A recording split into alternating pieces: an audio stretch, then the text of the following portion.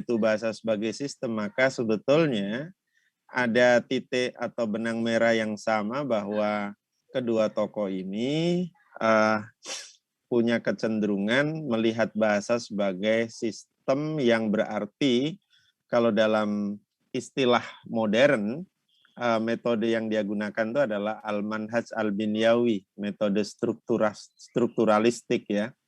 Yang dimaksud strukturalistik itu membaca, melihat, mencermati, menganalisis bahasa sebagai struktur yang terdiri dari berbagai komponen ya.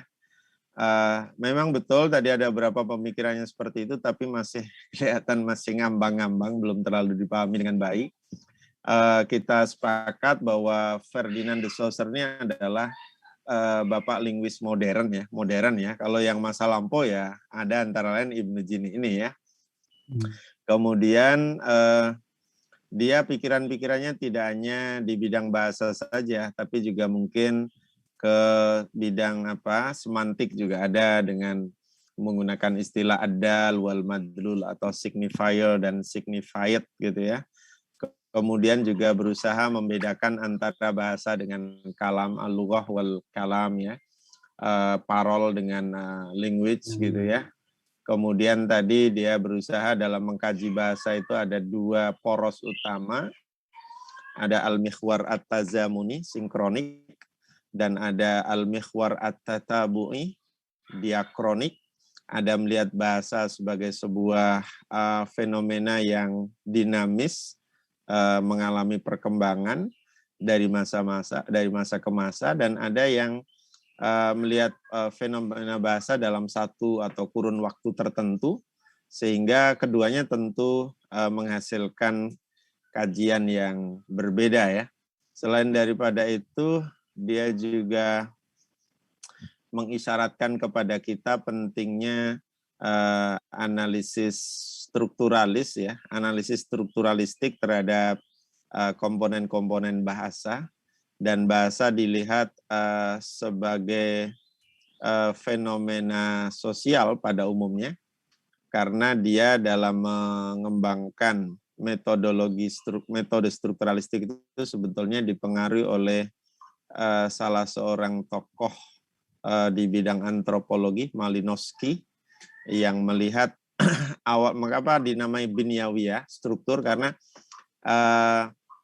diinspirasi oleh bangunan ya. Bangunan itu bisa tegak, bisa berdiri, bisa menjadi satu kesatuan yang utuh karena sub-subsistemnya ya, sebagai sistem sub-subsistemnya saling menopang, saling berpadu dan bersinergi membentuk suatu, sebut saja bangunan yang kokoh dan utuh gitu. Jadi dengan melihat fakta seperti itu, dia analogkan dengan bahasa, dan bahasa itu seperti itu. Kalau hanya terdiri dari kosakata saja, apalagi terdiri hanya huruf-huruf saja, tidak dirangkai, tidak diatur sedemikian rupa menjadi kata atau menjadi frasa, menjadi kalimat, atau sebelum kalimat menjadi klausa, menjadi kalimat, menjadi wacana, maka tidak punya makna, tidak menunjukkan adanya arti itu ya. Seperti itu. Baik, nanti juga mungkin perlu didiskusikan apa pengaruh dari kedua ini ya, kedua pemikiran linguistik, kedua tokoh ya. Pemikirannya itu kira-kira apa ini ya, pengaruhnya terhadap kajian-kajian bahasa di era yang lebih belakangan atau lebih modern. Baik, silakan, itu ini saja sekedar merangkai dari dua tokoh itu saja secara umum. Silakan kalau ada yang ingin didiskusikan, disampaikan.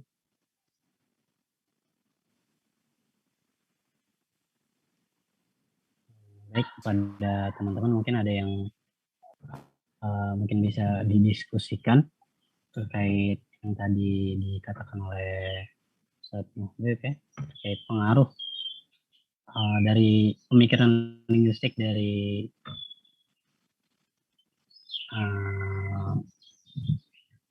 Ferdinand de Saussure dan dari Ibnu Jini.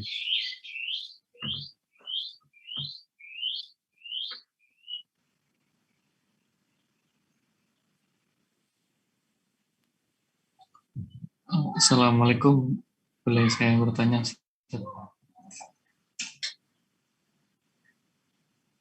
Boleh saya bertanya? Ya, Tafadhol. Bang Furkan. Tafadhol. Ya, Bismillah. Saya ingin bertanya tentang pernyataan dari Ustadz Mubib yang pertama, yaitu terkait dengan biografi dari ulama bahasa atau yang biasa kita ketahui linguis. Apakah dari setiap linguis itu memiliki biografi yang terkumpul dalam satu kitab atau satu buku pembahasan khusus gitu? Seperti misalnya kalau kita mengkaji ilmu hadis, ada kutub at-tarjum atau tahdhib dan syiar a'lamin nubala atau yang lain sebagainya.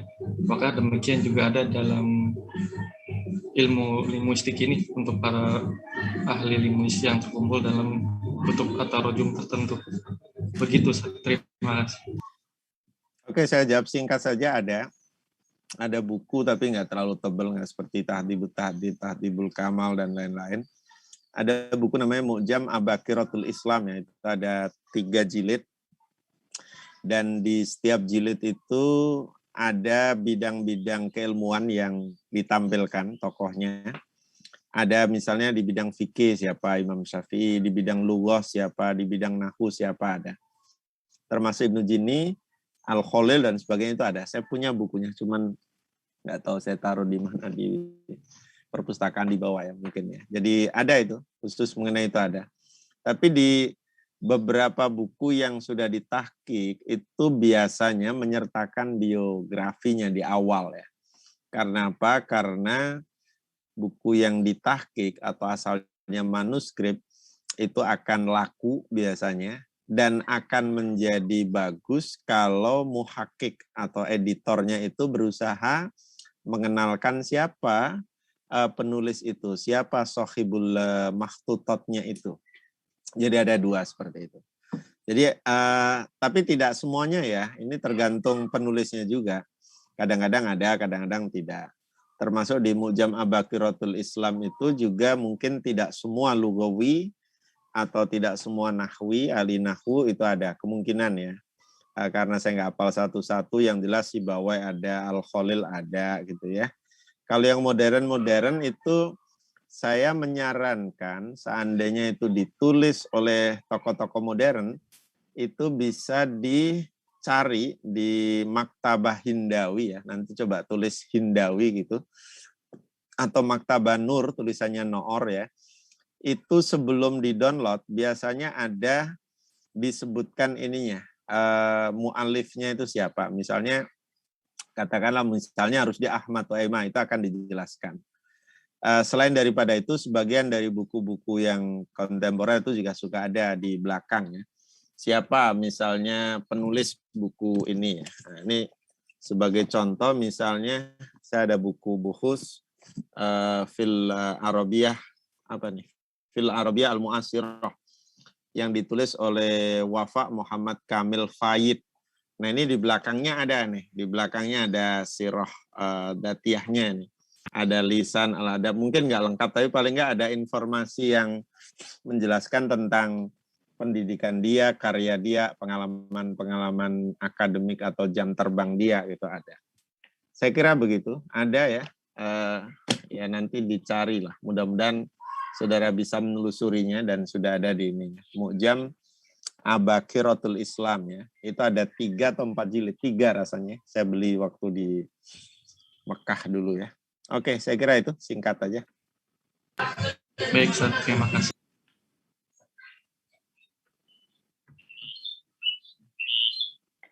Bagi teman-teman yang lain, ada yang ingin didiskusikan, disampaikan?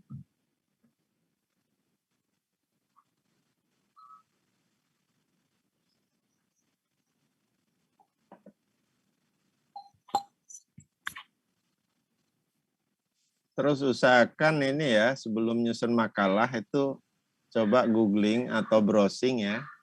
Di jurnal-jurnal itu pasti ada, pasti akan ketemu. Kalau tidak dengan bahasa Arab, bisa juga dengan bahasa Inggris ya. Itu pasti ada. Sebagai contoh nih ya, sekedar ini saja saya coba tampilkan ya. Ini ada yang membahas tentang, nanti